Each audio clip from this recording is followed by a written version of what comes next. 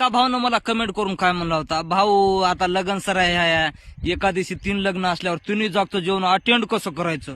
तुझा भाऊ इथं आहे, भाऊ तुला प्रश्नाचं उत्तर देतो. व्हिडिओ बघायलाच की नाही, बघ काय करायचं. लग्न दुसऱ्या दिवशी असलं की आदल्या दिवशी बघ रात्री जेवण करायचं नाही की पाणी प्यायचं नाही बघ. उग गोड गोड गोड गोड प्याचं पाणी वट ओले होया पुरते.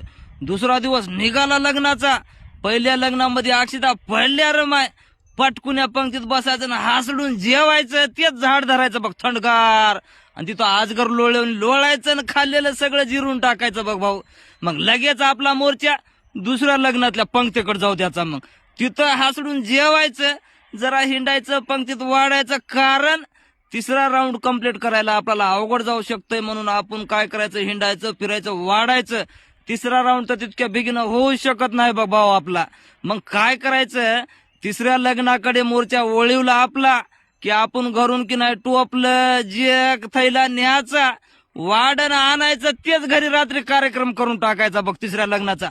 अशा तऱ्हेने आपण तिन्ही लग्न अटेंड करू शकतो भाऊ. आणखी कुणाचे काही प्रश्न असले त्या प्रश्नाचं निरसन करायला हे भाऊ तुमचा उभा आहे. मग सांगा तुमचे काय प्रश्न असले तर निरसन करून टाकतो त्या प्रश्नाचं. हा.